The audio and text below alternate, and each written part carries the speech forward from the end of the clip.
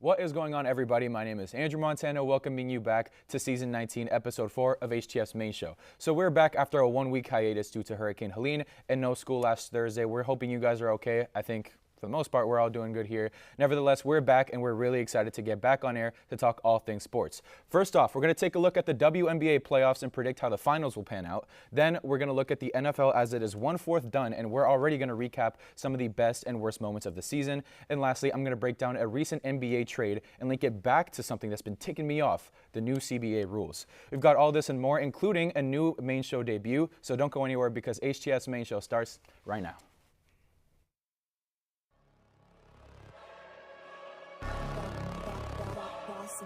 Things gon' change when I really hit the field. Undefeated champs, man, you know what's the deal. Tryna find a kid, I'm in the field doing drills. Boy, you just a sucker, you ain't never keep it real. 3 rings in my hand, I'm a warrior to the max. When I hang it up, they gon' have to give me plaques. Step up in the building and I only bring the facts. When I make a highlight, they gon' replay, run it back. Okay, always locked in, now I don't got time to lax. Saying he the best, he could take a lap. Batted 1,000 when you check the stats. Boy, is you ready? You ain't gotta ask. And welcome back. We are here with Ashley Rowe making her main show debut. How do you feel? I'm feeling good. I'm so excited to talk WNBA. Absolutely. We're super excited to have you and talk WNBA as well. And then lastly, we got Tyler. Hi, guys. I'm here too. Hey. Anyway, we're going to be briefly talking about the WNBA playoffs and how they've panned out as of today. We're going to pick a team and we're going to say why we think they're going to win the finals, why maybe not, why somebody else's team might not make it. But before you do that, I want to just get to know some characters because obviously we got a new face here. Yeah. Who is your favorite team, I guess, like that your heart of hearts is rooting to win the W finals? I'm rooting for Liberty. I feel like they truly do deserve it, and they haven't won a championship in the league yet, so it'll be so good for them. Absolutely. And we have the graphic up right now. As you can see, the Liberty have yet to lose a game, 2-0 against Atlanta, worst nightmare right there. And then currently up 2-0 against Las Vegas, first to 3 winning. But Tyler, I want to ask you, I guess the same thing. Okay, actually, let me contextualize this for the audience at home, because initially for last week, we were going to talk about this as the playoffs were starting to, unfold, and you were going for the Las Vegas Aces. They're still in the tournament. They're still well and alive. But who is your team that you're going to be? Well and alive, maybe, but they got AJ Wilson. But by all means. I'm going with the hometown team for me, the Minnesota Lynx. They have been amazing this season. 30-10 record, best in the Western Conference. You have Charlie Reeve, your head coach, who now is in year 3. Her first 2 years with the Lynx had sub 500 records. And this was just the year where it all finally turned around. She won Coach of the Year. You had additions like Courtney Smith and Alana Smith going into this season who have just been outstanding for them. And then obviously you're led by Nafisa Collier, who has just been outstanding. She scored an average of 20 points per game in the regular season. That's 5th. She's averaging 27 in the playoffs and has the playoff high 42 points in Game 2 against the Mercury when they were swept. And she's also the reigning Defensive Player of the Year now. She was announced as it just last week. Mm-hmm. So she has just had an outstanding season, and this team has just been amazing all around. They're coached really well, great defensively. Their offense is outstanding. Best in assists per game in the league, 22.8. Best offensive rating overall, 115.2. It is just an outstanding team, top to bottom. Absolutely. Minnesota, I think, was a team that was kind of getting overlooked in terms of how potent the team is actually going to be in the postseason, and I'm glad they're making a name for themselves. But the team going up against the Lynx right now is the Sun, who you're going to be talking about. Yes. You guys might have seen it on the graphic if you can recall. That was the bottom half of that semifinals bracket. But this is going to be a tough one. I'll let you talk about the Sun, and then I've got a question for both of you after. All right. So the Sun's been doing really well. They're second in the Eastern Conference, I believe 3rd overall. And they had 28 wins to 12 losses, so pretty decent. And they're averaging around 80 points per game. They're so good defensively. Players like Alyssa Thompson really bring them home. It's so impressive to watch them play. They've also gotten recently. They were playing in the playoffs against the Indiana Fever, and obviously everyone wants to watch that. Caitlin Clark, it's the big news in the WNBA this year, and so I was really nervous for that team, but they won 93-69 in the first game of the playoffs. And so, 20-point lead, that's crazy. And then they took it home again the next the next game knocked Indiana Fever off. So now up against the Lynx, a little nerve-wracking. Yeah, but absolutely. It's always going to be a tough matchup when you're going against Minnesota. I guess in the WNBA or the NBA, but by all means, yeah, totally. They're so good. They're so good. Wow, yeah, no championships. But Not true. Lynx have 4. I'm talking about the Timberwolves, which I'll talk about later. But anyway, you guys are going up against each other. At least your respective picks are. Yes. I'll let you go first. All right. Why do you think the Sun will outperform Tyler's Lynx? I think the Sun will outperform. In the first game that we watched, we saw a really tough defense. And obviously, if they had just gotten one more 3-point, it would have shaken up the game. But the Sun they're really stingy with like getting people like to shoot their hoops. Like they're really great defenders. And I think the Lynx maybe learned a bit in the next game, or you're always tweaking your performance in the games. But hopefully the Sun will do the same thing back to them, and they'll be on home court this time. So I believe you got the home field advantage. You're feeling good, and I think they're really an evened out like match. For sure. And then someone that comes to mind actually when it comes to the Sun, Alyssa Thomas, you mentioned her earlier. Yes. One of the best all-around players. She's a great scorer, great rebounder, great defender, great playmaker. I think at one point she led in assists. She might have fallen off since then, which I'm pretty sure she did. Especially in the last game, I think she was 1 point away from getting like a triple double. There you go. It was Yeah, awesome. she's insane. But Tyler, your Lynx against her Sun. What's your pitch?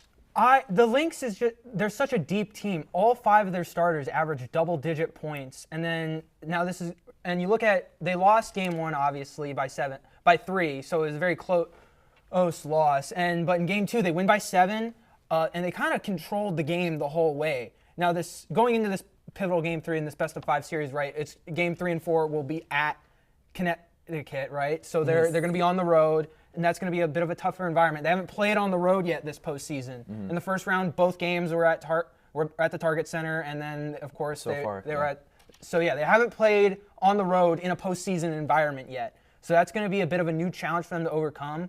But I see no reason to worry with such a star-studded cast. And again, Nafisa Collier. When have you ever heard of the Defensive Player of the Year leading the postseason in scoring? That's really impressive. I've never heard of that before. Yeah. Just from what I've seen and what I've heard from you guys, I'm rooting for the Sun, but I think it's going to be the Lynx. Personally, I just know how dominant of a team Minnesota can be in the W. Chill out. But anyway, I want to talk about the New York Liberty. They're my team that I think will win and that I'm hoping will win because I just adore Sabrina Ionescu.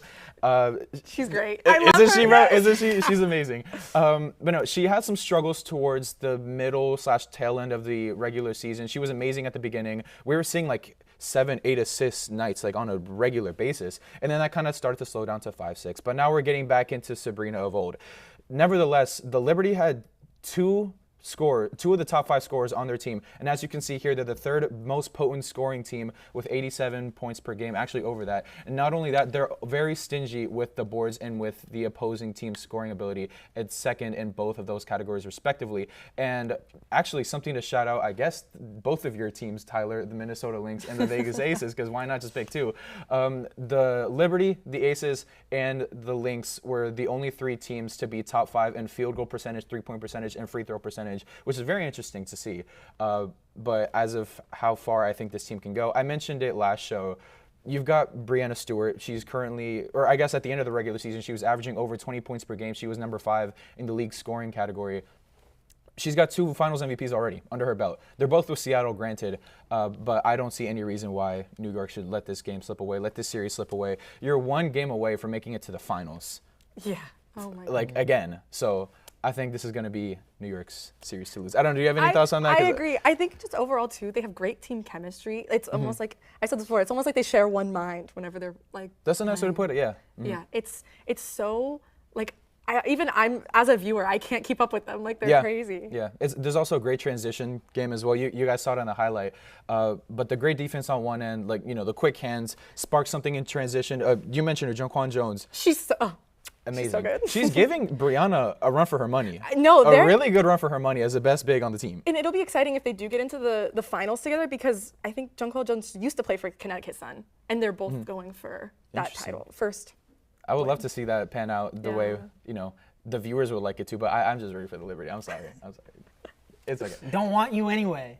Don't need you. I never said we wanted to jump ship. You're the one that jumped ship. Dang, Tyler. I Anyway. jumped back to the right ship that my heart knew I should have been on all along. Then I'm happy for you there. But anyway, thank you guys so much for joining me on this segment. It was a lot of fun. Next up, we're going to be looking at the NFL first quarter of the season recap. We'll be right back. Jack, buddy, why are you here? I don't really understand why I'm here. I got called a delusional fan. I just don't understand why I'm delusional if I think Kirk Cousins had the best mustache in the league. Well, Jack, buddy, I don't want to be the one to tell you this, but I don't think anybody looks cool in handlebars. But they're back, man. They're back. They're not. They're not. Sometimes you just got to face the hard truth. It's right there in front of you. All these people, they're calling you delusional, but sometimes you got to worry about, am I projecting? Is it me? And in this Let me case, tell you something, bud. It could never be me. Anything I say is factual and truth, and that's why the Vikings are going 16-1 this year. organization, you have to look at your roster and say, I've had Kirk O'Thuggins for 6 years. Maybe it's time to move on. There is no moving on from Kirk Thuggins and Justin Jefferson. Do you think that maybe this all started just because of a little disappointment? Nothing has started. This is how I live, and I am. Oh my gosh, it's the therapist from the commercial again. What's he doing here? What is going on here? Anyway, we got Ty Patton to my right, Justin Barnes to my left. Gentlemen, before we get into this segment, which I'm really excited to talk about, I'll start with you because I know this answer from this guy, but not so much from you. What is your favorite NFL team? Like who? Heart of hearts. Unfortunately, it's the Miami Dolphins. I'm with you. Haven't been very good. I'll get into that later. Yeah. But I was born and raised in South Florida, so in my heart, it's the Miami Dolphins. I'm rooting for them every year, but it's going to be a long year. Absolutely. So. Ty, I actually have news for you. I'm probably going to be going to the Bucks game, so I'll look to see you there. To see you there. Why are you sad? No, I'm just deep sigh of relief. Oh, okay, sure. Anyway, we're 25% done with the NFL season, which is so sad to think about because it feels like we just started tuning into those, what is it, 7 hours of commercial-free football. Look at this guy, Hanson. But we're going to be talking about some of our biggest moments of the season, again, subjectively, so don't get mad at us in the comment section because I know how those comments be blown up. Then we've got one team that we think has either overachieved or underachieved any expectations we've got. Yep. And lastly, some way too early Super Bowl predictions. So let's get started with our biggest moments of the year. Ty, I'll start off with you. We just talked about Minnesota like no one else has in the previous segment. Who do you got for the biggest moment so far? So the biggest moment, I thought about individual moments, potentially one play that really stood out, but in my heart of hearts, I can't go with anything else but the Vikings beating the Texans in week 3 of the NFL season. So coming into this, we see Minnesota take down San Francisco at home week 2.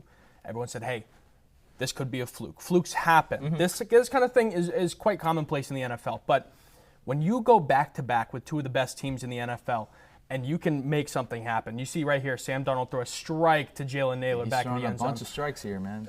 Even the defense, Brian Flores is making something happen here.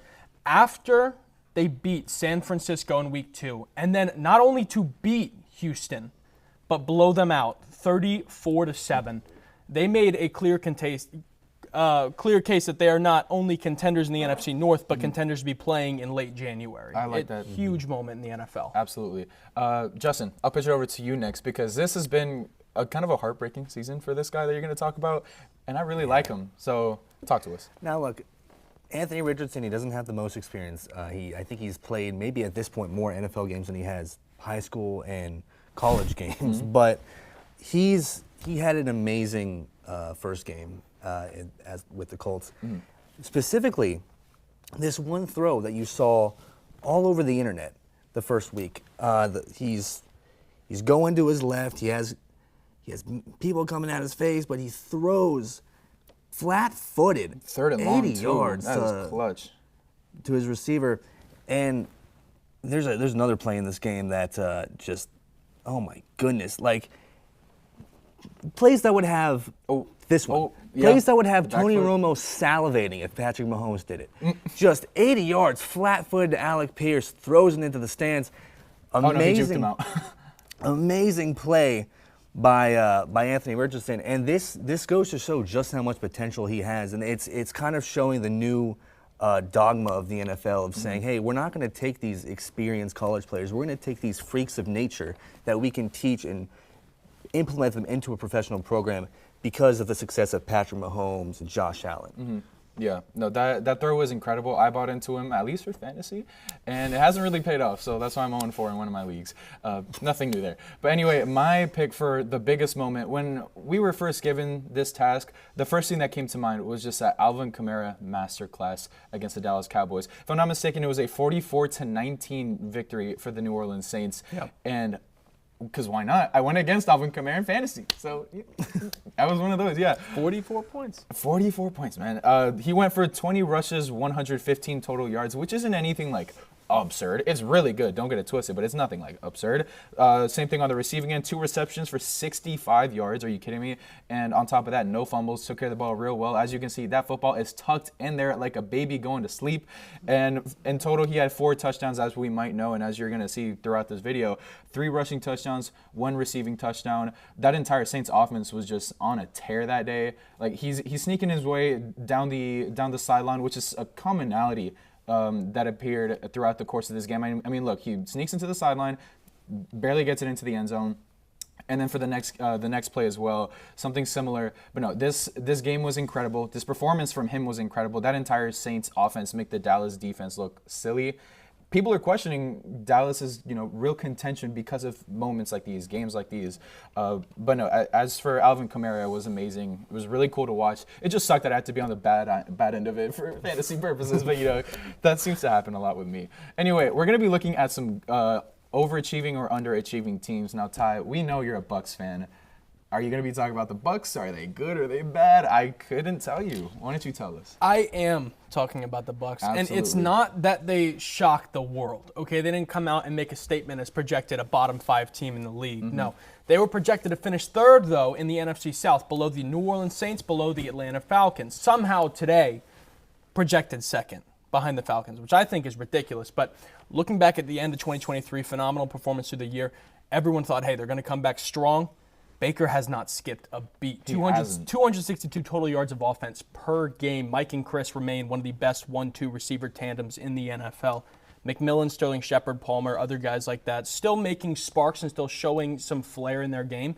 Nothing incredible, and on that same token, run game has been a little bit stringent, but it's still real early in the season, all right? We still have a lot of time to develop.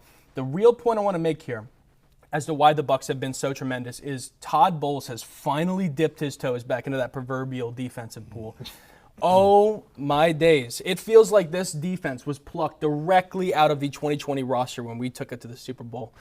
Antoine Winfield back, Jordan Whitehead back, recent loss to the New York Jets after he was on our Super Bowl roster. But like I said, projected to finish 3rd, now only projected to finish 2nd with a pretty commanding lead in the NFC South, and an in-division matchup tonight, Thursday Night Football against the Falcons, with massive playoff implications. Absolutely. I think they've been tremendous, terrific. I think they've been tremendous, terrific. Yeah, I'm literally quoting you verbatim, but a little bit disrespected as well. Even now you mentioned it. Very much so. Yeah. Always underdogs, every year. Always underdogs. I love the way Baker Mayfield approaches every single game, regardless of what Vegas is saying, as of like, I got a bone to pick with you. Yeah. I got a chip on my shoulder, something like that. It's really cool to watch, personally. I've loved watching y'all's games. It's so awesome. It's a lot of fun to watch. But games that I have not enjoyed watching, I'll go into mine if you don't mind, Justin. Pittsburgh Steelers. Oh my goodness. I cannot wait to bash you guys. I've got so many people behind the camera currently. Well, I'm not going to say what that is.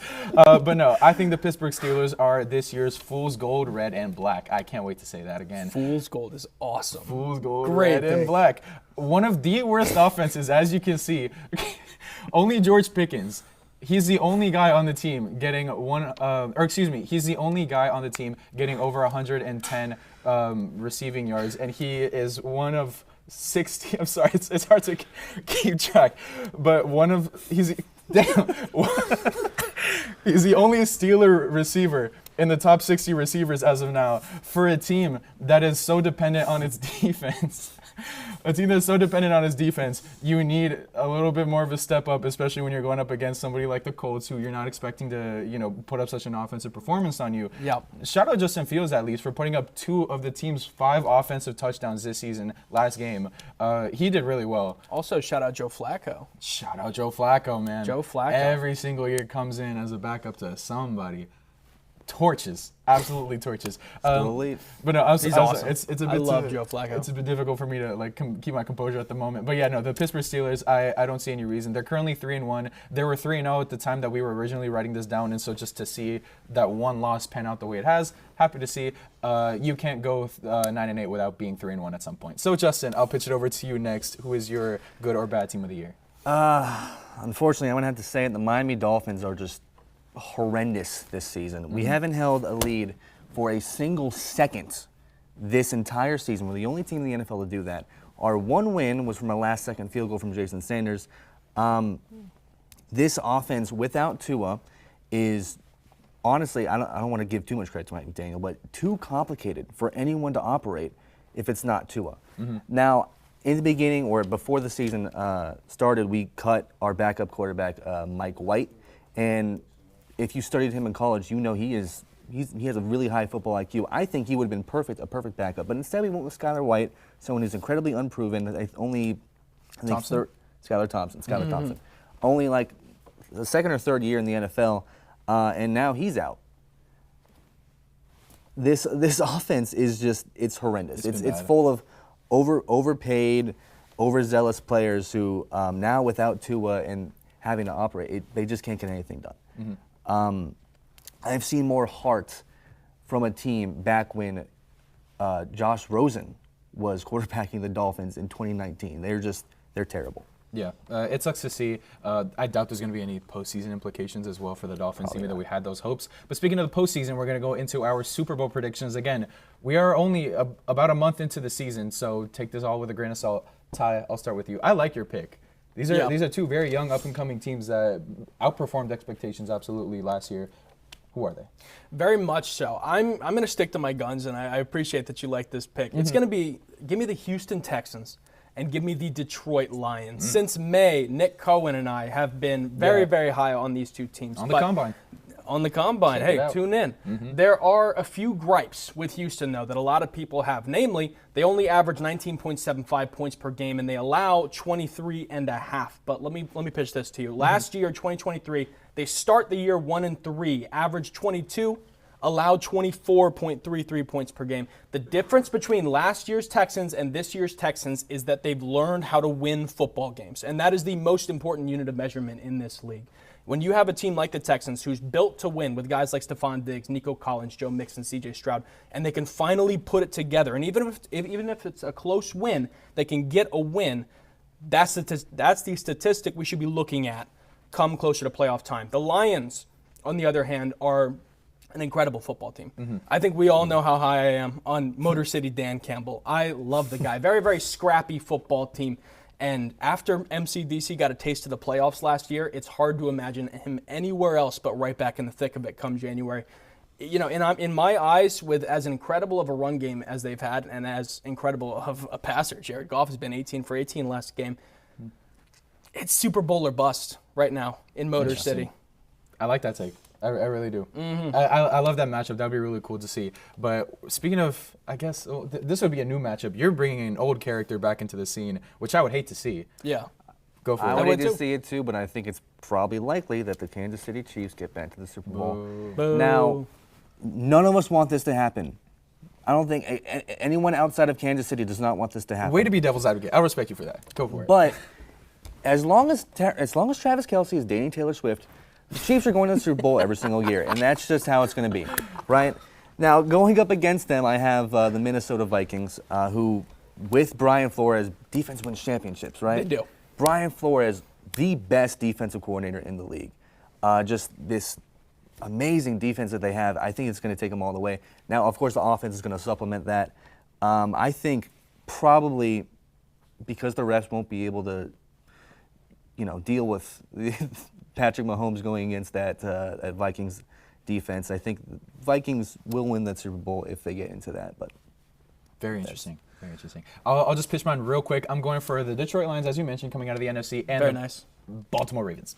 Baltimore Ravens. Come on, man. I'm just going to leave it like that. I'm getting some more hope out of them anyway, Yep. so there's that. But we got to wrap this segment up a little bit earlier than anticipated, but we'll be right back after this commercial break to talk about one of the NBA's biggest trades so far.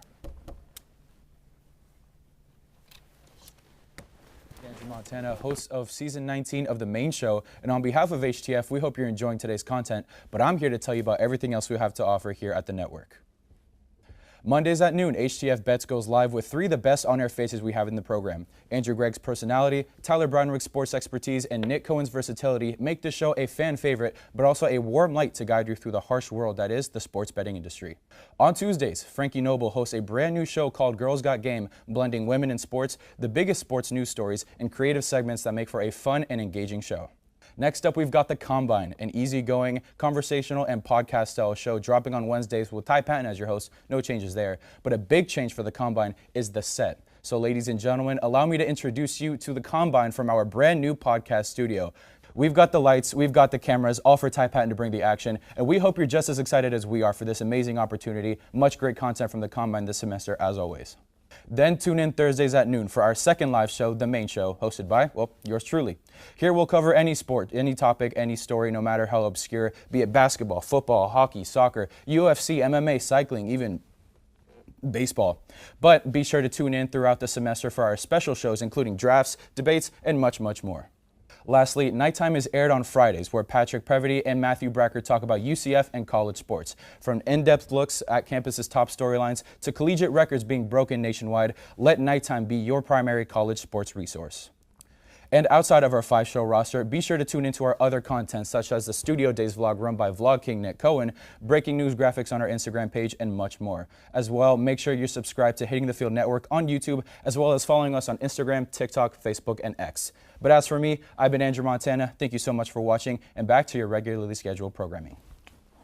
And here is our regularly scheduled programming. It's time for a rant because I haven't done one in a while, but I'm going to be revisiting a topic that I talked about in my first rant about Stephen Curry. But what this is all about, if you guys haven't heard, which if you haven't, like, come on, man.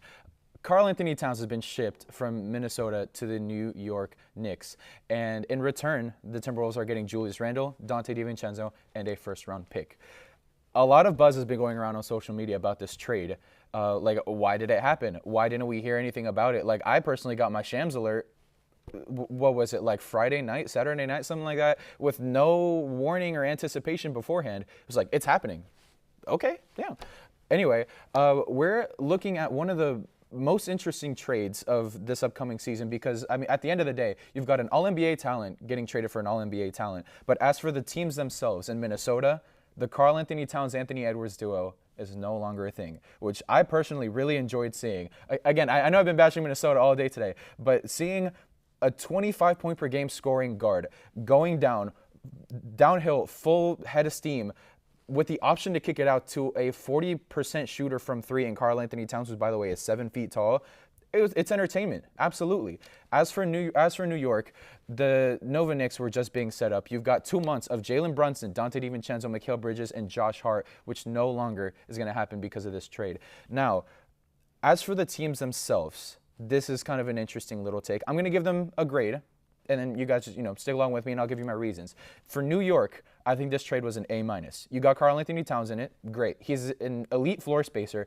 Is he a center? I mean, he's 7 feet tall, but he's also played power forward for the last 2 years. I think he'll be fine. At the end of the day, again, I mentioned it before, 40% shooting from 3 and a 36.5-inch vertical. He's a walking bucket. He's only scored under 20 points per game 1 year in his career, and that was his rookie year, on top of just dropping 50 points in the All-Star game. I think I think New York is set.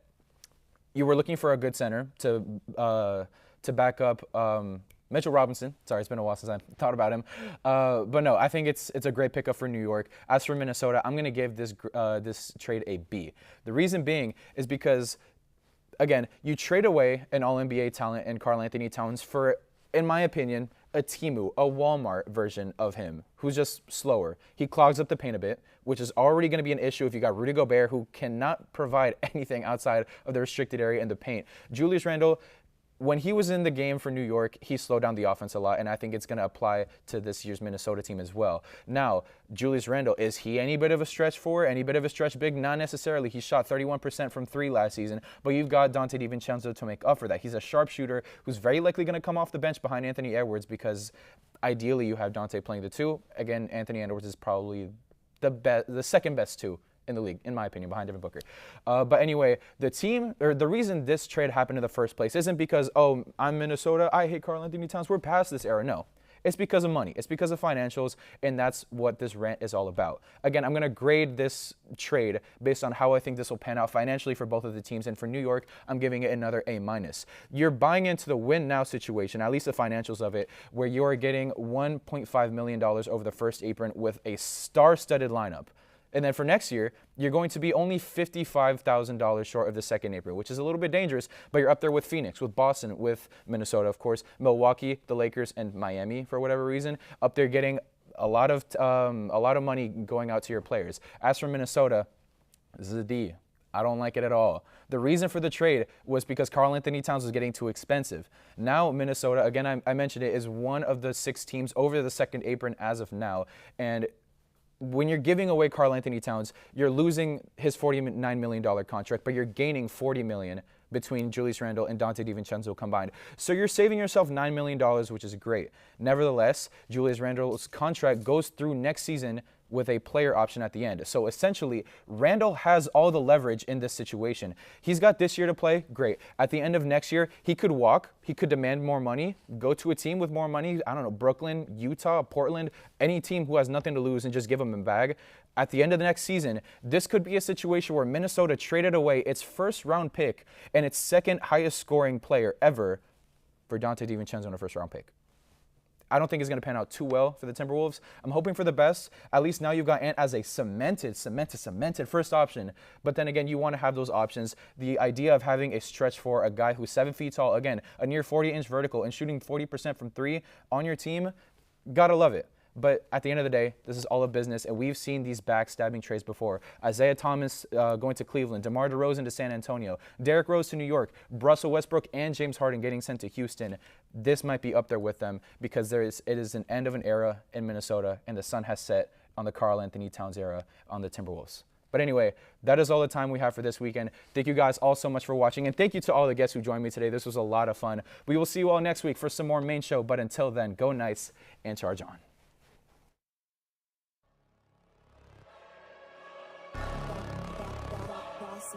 Things gon' change when I really hit the field. Undefeated champs, man, you know what's the deal. Tryna find a kid, I'm in the field doing drills. Boy, you just a sucker, you ain't never keep it real. 3 rings in my hand, I'm a warrior to the max. When I hang it up, they gon' have to